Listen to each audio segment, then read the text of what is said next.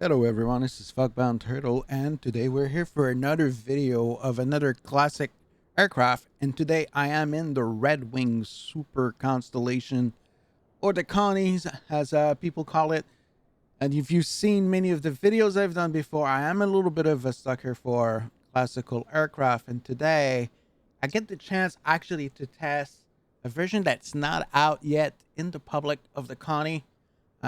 I've been in communication with Redwing, and they were kind enough to offer me, a version that has some of these issues you might have encountered with the Connie. But before we go into any of this stuff, just look at the exterior of this aircraft.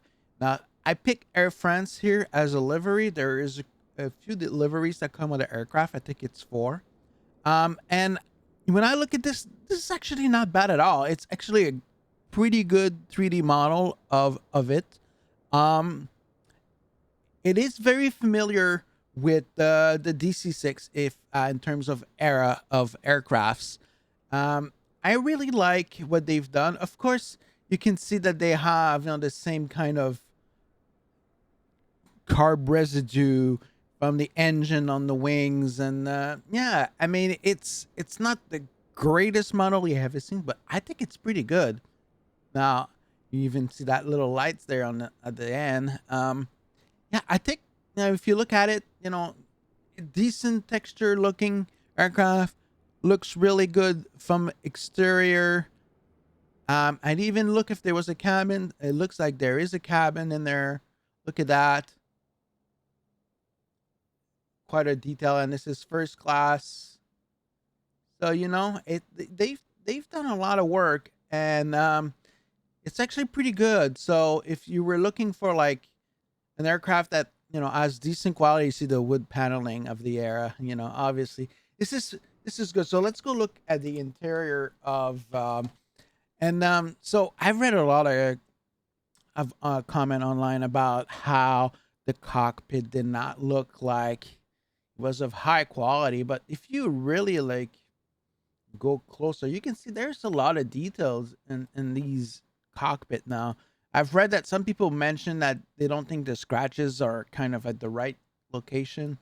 I think that might be some truth to that, but I think it's pretty good. It is pretty daunting cockpit, and this is just you know what the captain is seeing, and you have this whole flight engineering panel here. If you're familiar with the Fly Sim 727s or the Phyllis 747-200, this is an aircraft that requires at least, three or four people to fly it. Um, Now, it doesn't come with a tablet, but it comes with this. And you have two modes, so easy and normal. And you can change from go from cold and dark like I am right now to ready to fly, and we're going to try that when we get the chance. You can make the yokes disappear. You can even remove the seats. I like removing the flying generating seat that way. If you do control 5, I believe, that way you don't have the seat in front of you. Oops, I might have started something here by inadvertence. I'm going to mention to them that by pressing Control 5, it went from ready to fly. So, as you can see, it's still a work in progress. It is an early access. You can see that it started the engine. You should see the smoke coming out. I didn't meant to do that, so I'm going to talk to them about that. Is a strange that changing camera view started the engine. I'm just going to lower the sound there for a second, guys. So let's talk about this aircraft as an early access, really, because this is something that it should be talked about a lot. So they are asking for an amount of money that some people might think that, hey, this might not be the quality of maybe other competing product of type of aircraft for what the price they're asking. So a lot of people have been really harsh on Redwing. So I wanted to have more information. So I was talking with one of the developers, the guys that do all the switches and all the 3D interactive stuff. And what I was told is that there are actually a team of 3 people. That's it. This whole aircraft was made by 2 3D artists and one guy that does all the interaction in the cockpit, that also handle packaging the files, put it in on sim markets or other venue where you can buy the aircraft. This is a 3-person operation.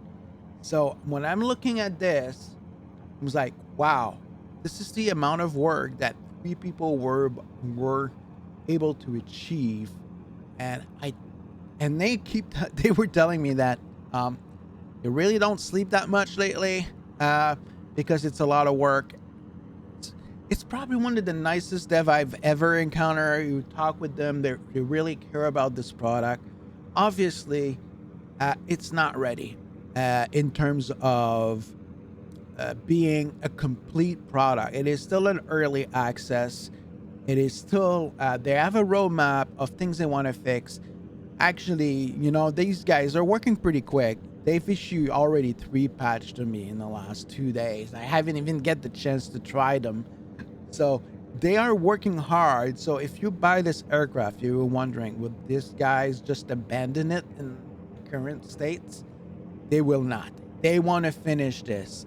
They told me they want to finish this. And part of that is building this AI here, that they will do that. They will fix, they will build an AI flight engineer. They're working on that right now. And so that will make it a lot easier to manage this aircraft, because there is a lot to manage. And one of the things I've noticed when I was flying it earlier was mixture seems to play a huge role. Now, normally you would say just put the engine on auto rich and just fly, but no, you really have to lean the aircraft. Otherwise, you'll just you're not gonna go very far. You're gonna go very high. It is mixture sensitive in its current state. You do have to play with that. There's also no modern avionics at all, so you have a CDI in here. And if I change the frequency here, I think it's 11540 for where I'm at. There we go. I have a signal on the ground. It looks like, if you're familiar with flying with VOR, you should be able to navigate with this aircraft. There's no DME as far as I know. I've asked the dev if they could do the DME. I know that the zero reader overshoot is actually not really working, so that's work in progress. There's a few things that they're working on. They tell you, it says ENOP on the things that doesn't work. You can open the stairs and the doors. I can show you right now. They have this animation. We'll see the door opening. So you can see there's some work that's been done in here. Obviously, this aircraft will get better over time. You can see that you can't refill hydraulics, oil, water, and alcohol. These things will have, but they do have preset for fuel. So if I'm only gonna fly 4 hours there, I can do transatlantic flight with this. So that's pretty good. And then you'll have the state of where things are. So they say in here that my aircraft is in danger. I think it's because I didn't have enough throttle. We're gonna have to look into that. Yeah, it looks to me like I was on idle, so now it's all good. So it's good. It's a little bit like the DC-6. You can see the status of the aircraft. And mission orders, I don't know what that is yet. They haven't talked about this, so I don't know what this is. All work in progress. So a lot of people might be asking, should we buy this aircraft? Well, I mean, if you're willing to work with what it has and knowing that it's going to get better, I think it's a pretty good product. I mean, it has a lot of potential. Maybe in this current state, it needs a little TLC, but I know there's a few patch coming. They fixed the Doppler effect when you're in the external view, as you can hear in this patch. If you have the version 1, the sound may not be as good. I mean, they still need a little bit of TLC on the sound. Let me just crank that up a little bit. But they've improved it already. They're working on the fire, on the engine. They're also they've done the smoke.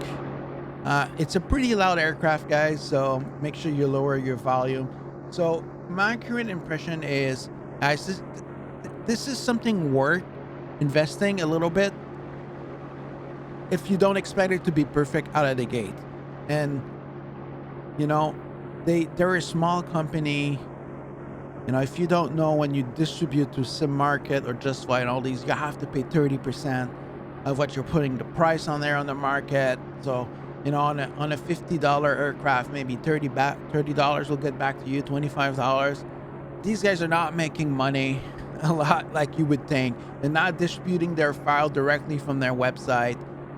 I mean, there are only 3 guys doing this. So we're going to keep revisiting this aircraft as it gets better. Hopefully they release the patch to the public sooner than later, because I think this is already better than version 1.0 that I tested.